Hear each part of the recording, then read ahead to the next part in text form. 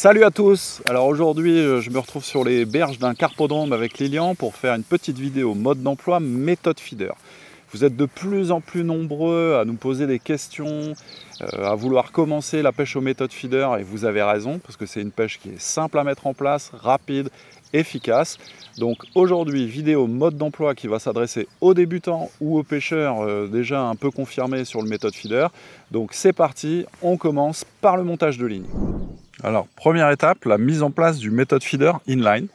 Donc rien de plus simple. Par contre, il faut vraiment respecter les étapes pour pouvoir passer une journée de pêche agréable, confortable et sans risque. Première étape, je vais prendre la petite tige ICS dont je vais enlever le capuchon de couverture.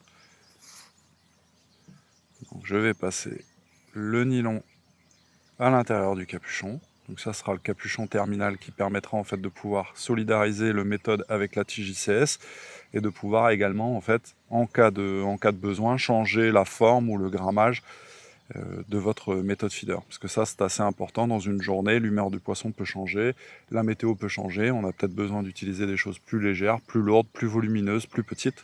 Donc le système ICS pour ça est vraiment top. Donc première étape, le capuchon. Ensuite, je vais glisser la ligne dans la tige en plastique, donc la tige ICS qui est en plastique dur. Donc ça, ce sont des choses vraiment très solides, très durables. Ensuite, je vais d'épositionner mon inline quick change bead. Donc j'aime bien ce système parce que c'est une perle en plastique qui est un peu comme un connecteur d'élastique en fait pour la grande canne. Et c'est vraiment facile d'utilisation. Donc on met simplement la boucle dans la petite fente terminale. On vient recouvrir avec le capuchon en plastique. Alors ce petit capuchon en plastique est muni d'un insert en plastique, donc qui est souple et qui viendra se connecter directement à la tige ICS. Donc comme ça viendra être bloqué en force et on pourra avoir un autoférant. Donc quand le poisson va aspirer lèche, donc il va soulever le méthode, il va se piquer instantanément. Donc tout va être solidaire. Et par contre, dès que ça va partir, paf, ça va se détacher et ça va rendre libre le méthode feeder par rapport à l'hameçon. Donc on n'aura plus de point d'appui du poisson. Donc on va vraiment limiter les décroches. Donc là, je fais glisser également la petite tétine. Ensuite, j'ai le connecteur qui viendra se glisser directement, dans lequel vous allez trouver un petit trou, un peu comme les connecteurs d'élastique. Donc je glisse le nylon à l'intérieur. Et maintenant, étape ultra importante, c'est que je vais créer une petite tresse. Hop, donc je crée une tresse, un peu comme on fait une tresse en fait au feeder. Donc il suffit simplement de pincer les deux nylons, enfin les deux morceaux de nylon entre les pouces, de faire tourner le fil entre ces pouces pour créer une petite tresse. Donc vous allez voir en fait l'importance de cette petite tresse, parce que déjà vous allez en fait solidifier la terminaison donc avec le poisson. Donc là en fait moi j'ai un 23 centièmes et ici on se retrouve avec un fil doublé, donc on va être sur une résistance de 56 centièmes. Donc ça c'est très important lorsque les poissons en fait vont se frotter, donc on va vraiment solidifier la chose. Ensuite je fais un nœud en 8,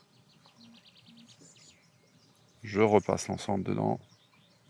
Donc le nœud en 8 pareil, on peut avoir quelque chose de complètement linéaire. Donc je tire vraiment bien sur le nœud.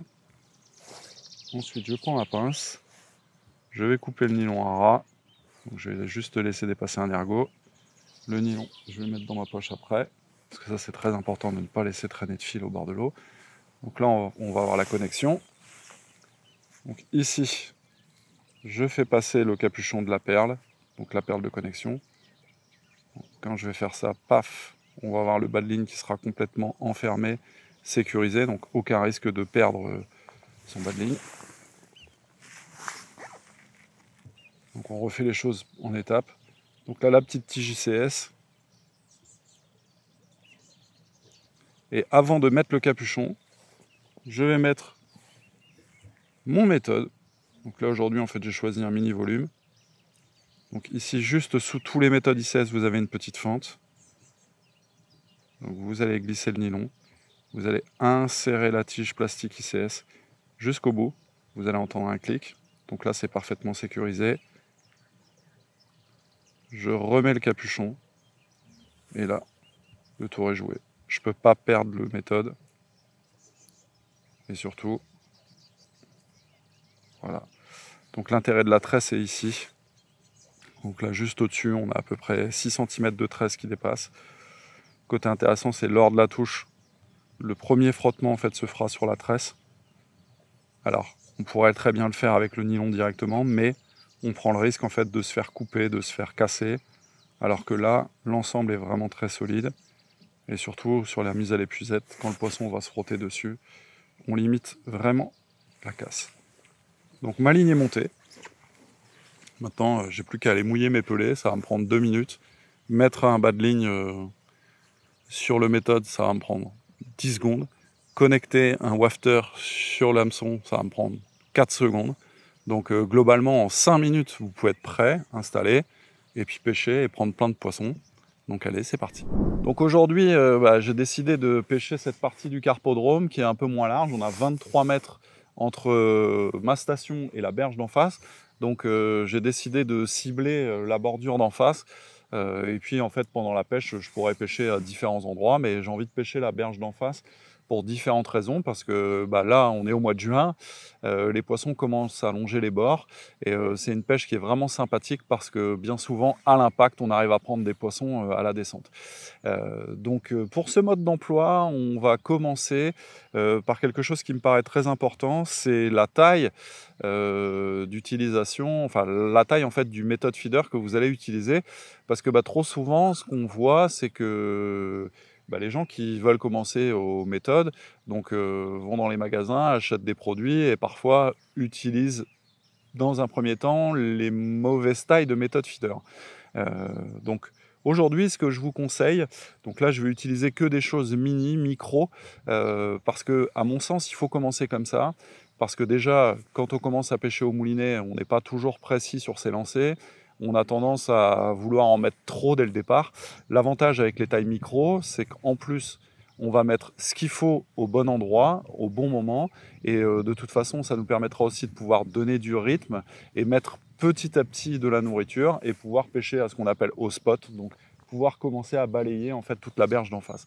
Donc ça, c'est très important. Il faut toujours commencer en fait petit, prendre en fait les automatismes, prendre en fait les choses à faire et surtout comprendre en fait comment les poissons vont se nourrir. Aujourd'hui, on va être dans le micro et vous allez voir que c'est pas parce que je vais utiliser un tout petit volume, des tout petits appâts, que je vais pas prendre plein de poissons.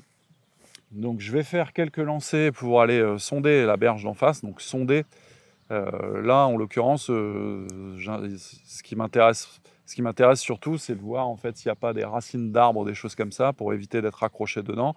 Là, la profondeur d'eau m'importe peu, parce que je sais que si je veux avoir la profondeur d'eau, je vais mettre la canne comme ça, et je sais qu'ici on a à peu près 60 cm, et je vais retrouver plus ou moins la même chose en face. Donc là, ce qui m'intéresse surtout, c'est la nature du fond, plus que la profondeur d'eau. La nature du fond aussi, pour savoir si je vais me retrouver face à une pente, si je vais me retrouver en fait face à un plat, toutes ces choses-là. Alors pour déterminer s'il y a une pente ou s'il y a un plat, c'est pas très compliqué, c'est-à-dire que je vais lancer, une fois que j'aurai vu si le fond est propre, donc pêchable, parce que là on voit, il y a des arbres, il y a des sols qui poussent, donc forcément il doit y avoir des racines. À partir du moment où on aura détecté une zone pêchable, donc propre, sans accroc, pour déterminer si le fond est en pente ou pas, je vais vous montrer une petite astuce qui est redoutable. Donc allez, c'est parti, je passe au sondage.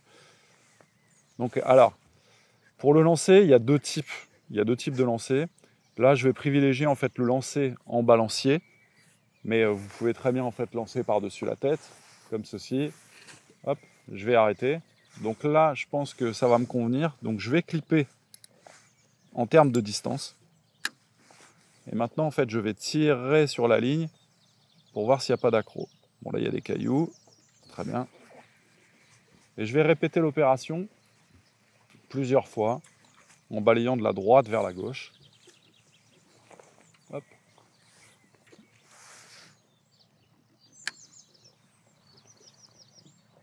Là, ça a l'air pas trop mal. Je vais essayer d'appuyer un peu. Là, c'est chouette. Ça glisse. Faut vraiment pas hésiter à balayer largement sur 7-8 mètres en face, parce que pendant la journée, je serai amené en fait à changer de spot. Parce que pour ceux qui pêchent déjà les carpes à la canne, vous savez que l'été, à un moment donné, on commence à avoir plein de bouillons. Bon bah là par exemple, là c'est pas bon. Là il y a un accro. Donc là, toute cette partie sur ma gauche, donc il faut vraiment prendre les repères en face. Toute cette partie en fait sur ma gauche, je vais l'éliminer parce que bah, là par exemple, on voit typiquement qu'il y a une racine. Donc là j'ai réussi à me dégager parce que j'ai pas d'hameçon, mais avec un hameçon, je serais resté bloqué. Donc on va investiguer plutôt la droite. Et puis bah, à ce moment-là, s'il faut changer de spot, j'irai plus sur la droite que sur la gauche. Côté intéressant aussi, c'est qu'en isolant les accros, comme j'ai pu voir, il faudra faire attention lorsque je vais prendre un poisson à éviter qu'il prenne cette direction pour aller se tanker dedans.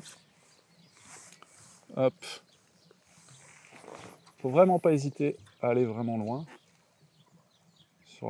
à l'opposé. Donc là, on a typiquement la même descente. Et là, on a des cailloux. Là, on a des cailloux, donc c'est pas trop mal. Donc maintenant, on va passer à la phase orientation du fond. Donc une fois que mon méthode touche le fond, donc là, je vais poser ma canne sur le support. Et avec le moulinet, je vais récupérer fortement le méthode. Voilà. Et donc, il m'a fallu vraiment une très très grosse tension pour que le méthode décroche du fond. Donc, je peux considérer qu'on pêche sur quelque chose de relativement plat et pas en fait une pente vraiment franche. Parce qu'une pente vraiment franche, à la moindre tension, ça aurait déjà glissé. Donc là, la config est simple. C'est hyper rapide. Hein. Il faut vraiment pas passer pas plus de temps que je viens de le faire. Ça a dû prendre peut-être 1 minute, 1 minute 30. Donc, balayer sur les 10 mètres qui sont en face de vous, la zone que vous souhaitez pêcher, lorsque vous voulez pêcher contre une berge, bien entendu. Donc là, on le répète, sur la gauche, on a un obstacle, certainement une racine d'arbre, donc là, je vais éviter. Surtout, j'ai identifié cette zone pour lorsque je vais avoir un combat avec un poisson, je vais tout faire pour pas qu'il prenne cette direction, parce que bien souvent, bah, les carpes, elles vont prendre la direction des accros. Et donc, je sais que je peux balayer donc, toute cette zone sur ma droite. Donc pendant la journée, je vais pouvoir faire évoluer ma pêche et changer de coup, revenir en fait sur les premiers coups. Donc comme ça, on fait des petits spots, on marque des petits points, on prend tous les poissons de passage, on crée une vraie compétition alimentaire. De toute façon, là, l'eau est chaude, même si effectivement il n'y a pas de soleil, on est sur des températures parfaites pour les pêches de la carpe aux méthodes filaires. Donc ça ne va pas prendre 5 minutes pour prendre un poisson normalement. Donc le sondage est fait. Je suis OK. Donc maintenant, on va passer à la préparation des appâts. Donc aujourd'hui, je vais pêcher avec des pelets sticky. Donc je vais vous montrer le mode de préparation qui est ultra simple. Et il faut franchement faire comme ça. Allez, à tout de suite. Donc maintenant, place à la préparation des appâts pour mettre dans le méthode. Donc pour ça, aujourd'hui, j'ai choisi un produit très célèbre de chez Sonubait. Donc les Sticky Method Pellets. Donc alors je sais que bien souvent quand vous arrivez devant les rayons, il y a beaucoup d'anglais, donc ça parle pas beaucoup. Donc sticky veut dire collant. Donc ce sont des pellets qui ont été conçus spécialement pour la pêche du méthode. Donc il y a tout un procédé lors de la fabrication en fait, des pellets qui les rendent collants après une immersion dans l'eau de 2 minutes pour les 2 mm. Donc ça c'est très important de respecter les 2 minutes parce que en règle générale c'est 1 minute par millimètre. Tout le monde en fait parle de ça, mais c'est vraiment très important de le respecter. Donc 2 mm, 2 minutes, il faut vous munir en fait d'un chrono, pardon. Et puis chez Preston, on a des outils qui ont été conçus pour ça, pour pouvoir ne pas rater en fait ces pellets. Donc ce sont des petits sacs livrés avec un petit bac EVA. Donc vous allez voir, la façon de procéder est très simple. Donc aujourd'hui, je vais utiliser des micro-volumes. Donc je vais utiliser une micro-quantité de pellets. De toute façon, ça ne sert à rien de faire des quantités énormes. Donc comme à mon habitude, donc alors je vais d'abord ouvrir ce petit panier qui est ici, crac, dans lequel je vais placer les pellets. Donc je vais mettre un fond de boîte. De toute façon, si je venais à en manquer, c'est tellement rapide que je pourrais y retourner. Donc je place ça dans le filet, comme ceci. Je vais refermer le filet. Je vais placer de l'eau dans un bac, dans le bac qui est livré avec. Et maintenant, en fait, c'est très important. Je prends mon chrono, qui est réglé sur 2 minutes. Je mets les pelets dans l'eau et je déclenche. Et voilà, et dans 2 minutes, ça sera prêt à pêcher. Et voilà, 2 minutes. J'arrête. Je prends le petit filet. Ça, c'est l'avantage de ce panier. C'est un peu comme la salade. Je vais vraiment les goûter. Crac. Je vais le laisser encore un peu s'égoutter. Je vais vider l'eau du bac. Je vais utiliser un plus petit bac aujourd'hui. Bon, c'est pareil. Hop. Je ouvre le filet.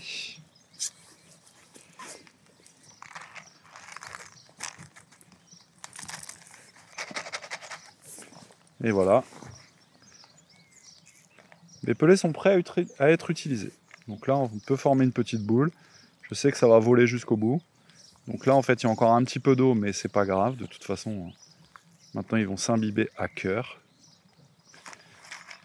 Donc, il existe dans la gamme un tas de parfums, un tas de choses. Donc, on a du calamar, on a du sucré, on a du un peu plus salé. Mais ce que vous pouvez faire, c'est que vous pouvez un peu booster vos appâts. Moi, je suis fan en fait du caramel salé. Donc, ce que je vais faire, c'est que là, j'ai pris un petit peu d'arôme caramel salé et je vais en mettre largement dessus. Donc, il faut vraiment pas hésiter. En plus, c'est sucré, c'est assez collant, donc ça va recoller l'ensemble. Je mélange. Je vais laisser reposer 5 minutes histoire que tout s'imprègne correctement. La farine de poisson se transforme en gâteau au caramel. C'est magnifique. Les poissons adorent. Moi aussi. Donc c'est parti. Donc là, j'ai vraiment pas grand chose, mais je pense que ça suffira largement pour passer quelques heures au bord de l'eau. Et de toute façon, comme c'est très rapide, si j'ai besoin d'avoir d'autres pelets, je peux en remouiller. Il vaut mieux procéder comme ça que de les jeter après, quoi. Donc je suis prêt. Plus qu'à mettre à bas de ligne sur mon méthode, mettre quelques pelets sur le méthode et aller faire la première passe en face. Allez, à tout de suite. Donc ça y est, mes pelets sont faits. Je vais me prendre un petit bas de ligne avec une petite baïonnette. Donc là, je vais prendre un MCMB en 14, 19 centièmes avec une baïonnette. Donc alors, comme je suis dans le minimaliste aujourd'hui, je vais utiliser des petits hameçons, des petits méthodes et des petits appâts. Parce que là, dans la gamme Sonu, donc il y a toute une gamme de Bandum. Et cette année, donc, est apparu des tailles micro. Donc là, on est sur des diamètres qui font 4 mm, je pense. Donc c'est plutôt pas mal. Je pense que ça va matcher avec la taille des pelets qu'on va mettre dans le méthode. Donc les 2 mm. Si je mets un appât de 4, ça sera quelque chose 2 fois plus gros. Mais voilà. Donc là, à l'intérieur, on va retrouver une multitude de couleurs. Donc là, je vais commencer par des fluoraux. Là, l'eau est un peu marron, parce qu'il y a beaucoup d'activité. Donc par expérience, je sais que les couleurs flashées fonctionnent plutôt pas mal quand c'est comme ça. Donc je vais commencer par un orange. Le orange, hein, c'est un peu une valeur sûre. De toute façon, dans la boîte, vous allez trouver un tas de couleurs. Donc comme c'est des petits, donc je vais prendre mon wafter et je vais le tourner sur la vrille. Donc un peu comme quand on plante une vis dans du placo avec un tournevis, pareil. Comme ça, je suis sûr que la vrille va pas éclater l'appât. Et surtout, ça va rester en place. Voilà, donc ça fait un truc super mignon. Et c'est vraiment bien. Donc maintenant, pareil, hein, pour ceux qui débutent vos méthodes. Donc le pour procéder, en fait, c'est simple, hein. On pose d'abord l'hameçon dans le moule, donc vers le bas. Donc je vais mettre en fait quelques pelets. Je vais presser légèrement avec le doigt. Ensuite, je vais prendre mon méthode. Je vais le poser dessus. Je vais presser avec mes deux mains. Ici les deux petites oreilles. Et voilà, on a un truc super mignon. On va avoir un volume de pelés en fait qui sera à mon avis très bien. Comme ça permettra en fait de mettre du rythme. Donc là on voit bien en fait le orange fluo qui se détache du beige des pelés. Et c'est parti, premier lancer. Hop, j'ai commencé franchement sur la droite. Donc là, je prends contact.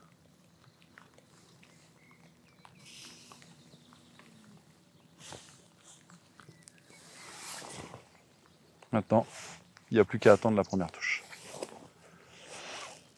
Donc pareil, en termes de support avant, surtout pour la pêche aux méthodes, il faut s'équiper de supports crantés ou alors en fait des choses en V, vraiment pour sécuriser la canne.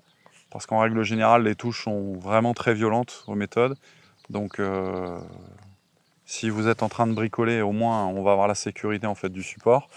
Par contre, pareil, hein, ne laissez jamais votre canne en pêche si vous avez quelque chose à faire si vous sortez de la station, parce que ça c'est vraiment un coup à tout perdre. Donc voilà. Donc là, le premier lancer, je vais attendre 5 minutes. Après quoi, en fait, je vais relancer. Donc s'il n'y a pas d'indication de passage dans le fil, de choses comme ça. Et puis en fait, je vais prospecter la zone. Même quitte à me mettre un peu plus près de la berge si besoin. Parce que là, pour l'instant, je suis décalé d'environ 1 mètre. Donc ça me laissera aussi une porte de sortie. S'il faut en fait aller chercher les poissons encore un peu plus près de la berge. Parce que bien souvent, les carpes dans les carpodromes, à un moment donné, créent un passage sous la berge. Donc la berge est plate et vous avez en fait un peu comme une cuvette, donc les poissons passent. Parfois en fait, c'est pour ça que des fois on est surpris de prendre des poissons dans nos pieds. On se dit merde, il n'y a pas d'eau, mais en fait, passe sous la berge. Ça creuse des carpes, ça creuse. Alors pour des pêches aux méthodes en carpodrome, jusqu'à 30 mètres, vous pouvez utiliser des cannes de 3 mètres, 3 mètres 30. Après, si vous pêchez sur des plans d'eau un peu plus larges, un peu plus profonds, là, à ce moment-là, vous pouvez utiliser les 3 mètres 60 si vous voulez avoir un peu de distance. Là, aujourd'hui, j'utilise les toutes nouvelles Dura-Carp Feeder en 3 mètres. C'est vraiment un très très beau produit. Puis en plus, il n'y a pas spécialement besoin de se ruiner pour pêcher aux méthodes, hein. On a besoin de cannes conçues pour ça. Donc en règle générale, les cannes qui sont indiquées méthode carpe ou carpe toute seule, vous pouvez y aller parce que ça a vraiment été fait pour ça. Donc les actions ont été étudiées pour que vous avez une très grosse souplesse de la pointe pour pouvoir amortir les départs des carpes lors de la touche. Et puis sur la partie terminale de la canne, vous avez en fait toute la puissance qui vous permettra de pouvoir combattre les poissons correctement et de pouvoir en fait les mettre à l'épuisette, être un peu autoritaire si tant est que vous avez besoin de l'être parce que vous pêchez au milieu d'obstacles. En ce qui concerne les moulinets, vous pouvez pêcher avec des moulinets de taille 3000-4000. C'est la bonne taille pour les carpodromes parce que de toute façon, rares sont les plans d'eau où il va falloir pêcher au-delà de 40 mètres. Même si ça existe, hein, il y a des plans d'eau aujourd'hui qui sont un peu plus grands et qui ouvrent la pêche aux méthodes feeder, ça c'est bien. Il y a certains endroits en fait qui autorisent les montages élastiques, vous pouvez y aller. Mais dans un premier temps, commencer avec du inline, c'est bien. Et puis je vous dis, les moulinets 3000, 4000, mettre du 23 centièmes minimum sur la bobine, parce que on va pouvoir aussi être confronté à des poissons de grosse taille dans les carpodromes. Donc il faut quelque chose d'assez solide pour pouvoir et être autoritaire et avoir des lancers répétitifs. Donc sans user la ligne. Et puis 23 centièmes sur un moulinet, ça vous fera plusieurs saisons. Donc ça c'est plutôt chouette, vous ne serez pas obligé de le changer régulièrement. Et de toute façon, le fait de descendre en diamètre de fil n'améliorera pas la distance, la précision. Au contraire, en fait, ça va être plutôt source de problèmes que de profit. Donc 23, 24, 26 centièmes, c'est très bien. Même pour pêcher avec des petits volumes, même pour pêcher avec des petits pois, aucun souci. Là aujourd'hui sur la canne, j'ai choisi un sillon de 1 ose, parce que bon, il n'y a pas de vent, parce que je pêche pas très loin. Mais si vous voulez être sûr de ne pas vous tromper, vous pouvez mettre 1,5, 2 oses. C'est une puissance en fait qui se rapasse partout. De toute façon, là, il n'y aura pas de touche hésitante. Les poissons en fait vont vraiment mordre franchement. Donc 2 oses, en fait, ça peut être bien. Je viens d'avoir un petit passage dans le fil. Ça, c'est bon signe. C'est-à-dire que les poissons commencent à passer dans le quartier. Donc là, pareil, s'il y a des passages dans le fil, s'il y a des refus, n'hésitez pas à faire tourner les couleurs des wafters. Donc là, je suis sur un orange fluo. Là, je viens d'avoir une deuxième indication. Peut-être que c'est trop flashy, peut-être que c'est pas la bonne couleur, peut-être que... Voilà, là, belle touche. J'ai pris une grosse tabasse. Donc ça peut être les garnons aussi. Ça peut être les F1. Ça peut être un tas de trucs. Ah, ça y est. Ah là là. Ça bricole.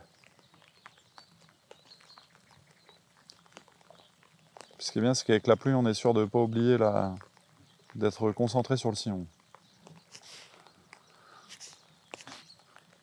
Vivement le mois d'octobre. Je me languis. Allez, hop, je ramène. Donc je vais retenter avec l'orange. Tout à l'heure, j'avais un peu serré trop fort les pelés, donc ils sont restés dans le méthode. En fait, quand vous ramenez votre méthode et qu'il y a encore des pelés dedans, donc ça veut dire qu'on a un peu trop pressé sur le moule. Donc dans ces cas-là, je rectifie un peu le pressage. Hop, je fais juste une petite pression, je dégage les oreilles et c'est bon. Parce que en plus, là, sur des hauteurs d'eau comme ça, je préfère à la limite perdre le fret à l'impact plutôt que de me retrouver à ramener des pelés dans le méthode, parce que bah, ça veut dire que je vais peut-être en mettre partout quand je vais en ramener, donc je vais peut-être décaler les poissons. Hop. Là pareil, hein, lorsque le méthode touche l'eau, n'hésitez pas à garder un peu la canne en main, parce que des fois on se fait arracher à la descente. Donc il faut vraiment être vigilant. Ah là là, j'ai déjà une touche.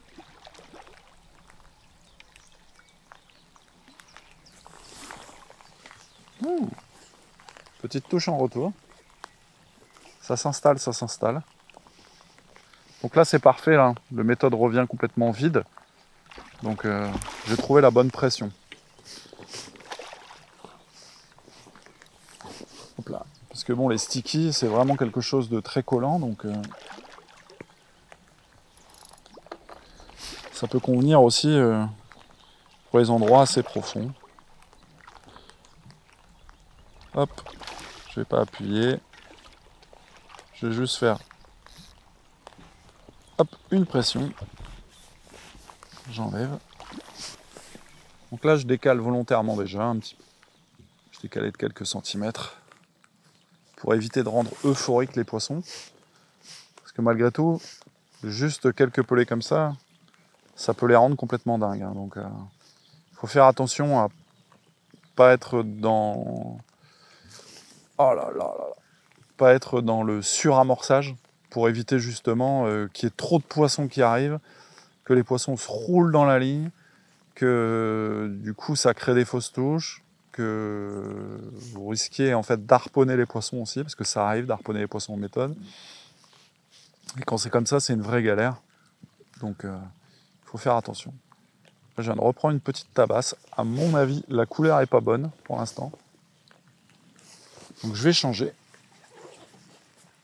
Je vais passer sur quelque chose d'un peu plus pâle. Hop, donc je vais changer le orange au profit d'un rose. Parce que rose, pareil, ce sont des choses en fait qui intéressent en fait les poissons. C'est assez rigolo comme pêche parce que c'est un peu comme la pêche au leurre. Il faut vraiment changer, chercher les couleurs, les formes, les tailles.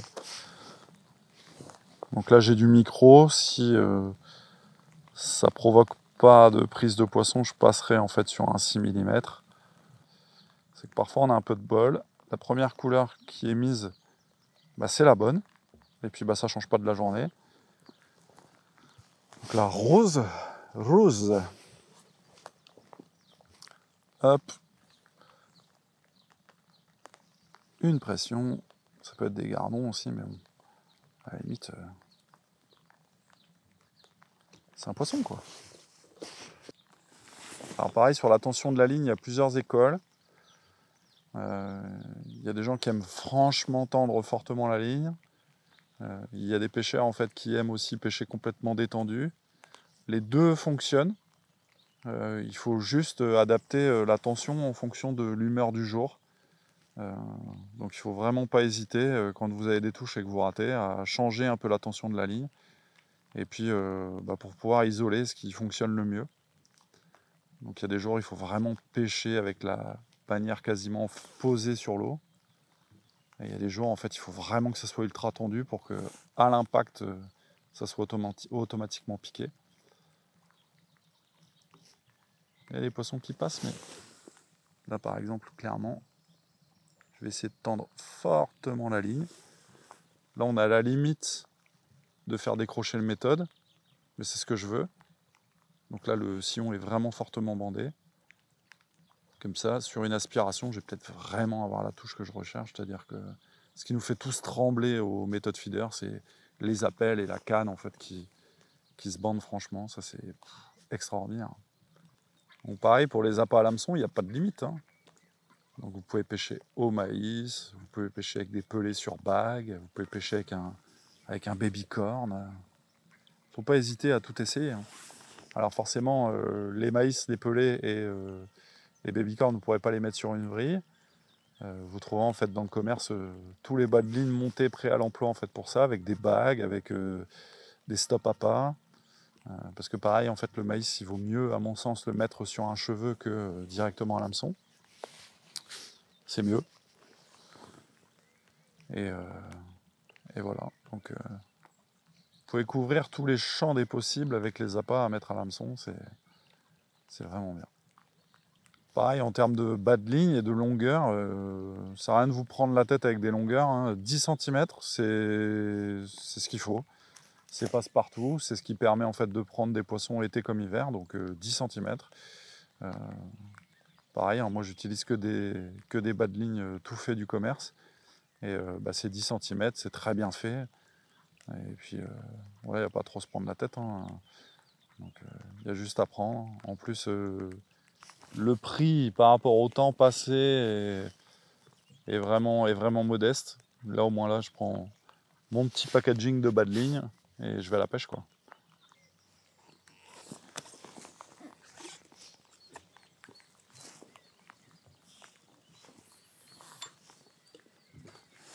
Alors pareil, hein, moi aujourd'hui j'ai clippé. Et je pense que de toute façon en méthode il faut clipper. Là ça vous permettra d'être plus précis et puis toujours lancer à la même longueur.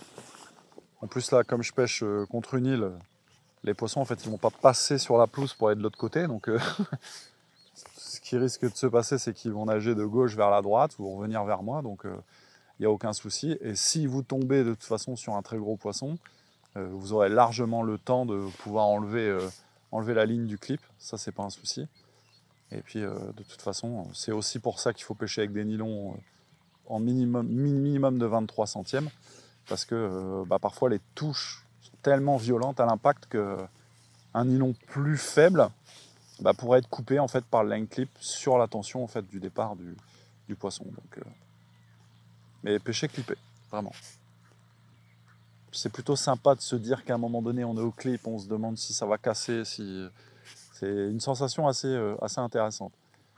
Donc, mais là oui, face à un obstacle comme ça, clipper sans problème. Parce que de toute façon le souci c'est que pas clipper, j'ai des copains qui arrivent à pêcher non clippé, je les respecte parce que moi j'y arrive pas. Donc au moins là, pas besoin de forcer, ça tombe toujours au même endroit. Et puis de toute façon avec l'élasticité du nylon, vous allez avoir un petit peu de réserve pour pas perdre les poissons. Ah, jaune, ça a déjà l'air de les intéresser un peu plus, mais c'est pas encore concluant en termes de prise. Allez! Je voudrais baptiser ma nouvelle Dura Carp Feeder que Lilian m'a offert. Ah! Allez! Oui! Premier poisson. Donc, c'est pas un gros poisson, mais c'est pas grave. C'est le premier. En tout cas, ce qui est intéressant, c'est que voilà, j'ai fait tourner les couleurs et là, j'ai pris un poisson sur du jaune. Donc, je réessayerai les autres couleurs tout à l'heure. Oui, c'est un petit F1, mais c'est plutôt sympa. Je réessayerai les autres couleurs tout à l'heure, mais premier poisson enregistré. Et oui, petit F1. Alors là, tout est mignon. La taille du méthode est mignonne, la taille de l'appât est mignonne, est mignon. Et la taille du poisson est mignon aussi. Mais bon, ça n'empêchera pas de prendre des carpes, ça c'est sûr. Allez. Donc avec une belle petite piqûre sur la lèvre inférieure. C'est pas encore parfait, la perfection en fait c'est vraiment au milieu. Donc les petits gourmands sont là. Je vais le remettre à l'eau. Appelle ta soeur, ta maman, toute ta famille. Donc on a bien vu, hein. Ça c'est vraiment dégagé. Il faut toujours vérifier en fait si tout va bien, si le bas de ligne, si le bas de ligne est en bon état, s'il n'a pas frotté. Parce que ce serait quand même dommage de perdre le poisson de la journée, juste par négligence. Surtout regarder aussi si le cheveu est toujours correct. Donc pour une belle présentation. Et c'est reparti. Ça c'est le côté magique de la pêche aux méthodes, c'est que c'est pas des échecs éternels, mais presque. Dans le sens où, bon, à un moment donné, le wafter, il va falloir le changer parce que si vous prenez vraiment beaucoup de poissons, vous allez voir, il a perdu de la matière. Ça, c'est assez rigolo.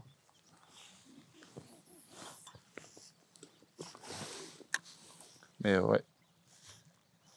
Puis même, en fait, le soir, quand vous rangez vos affaires, le wafter que vous avez laissé sur votre ligne toute la journée, s'il est encore en bon état, vous pouvez le remettre dans la boîte à badine et le réutiliser au prochain passage. C'est pas, à la prochaine pêche, c'est pas un souci, vraiment pas.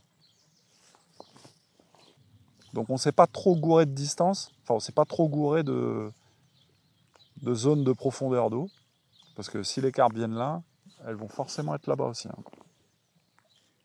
Encore un petit appel.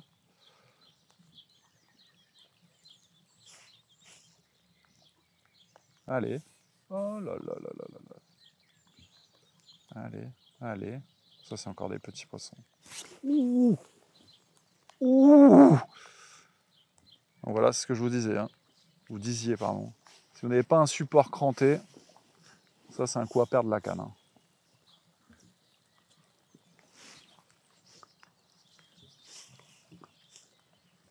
Je sais pas si c'est une carpe.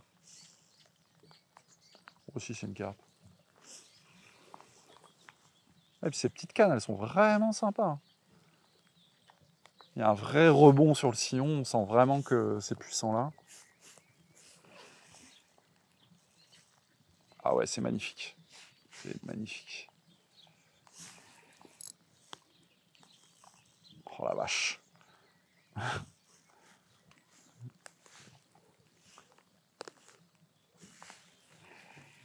C'est un joli poisson, j'ai vu.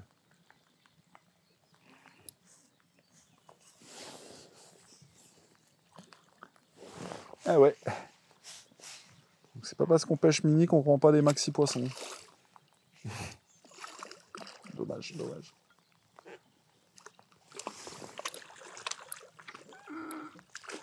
Yes. Yes, un bon poisson.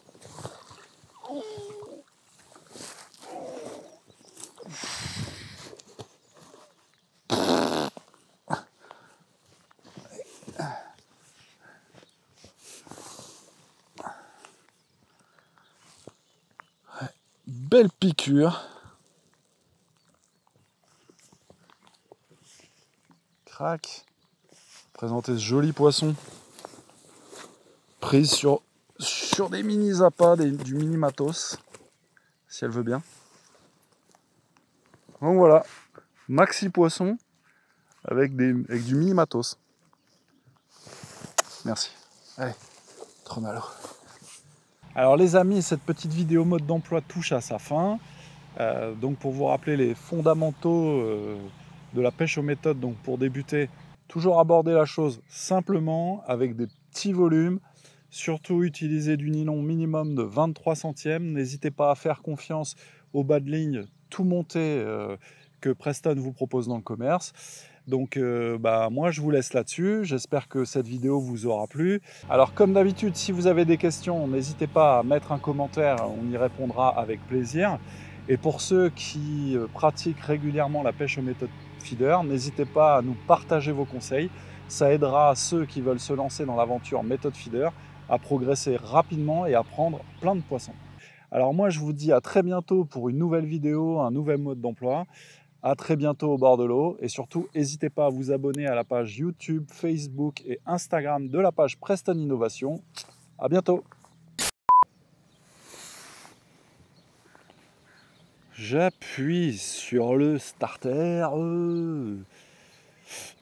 et voici que je quitte la terre.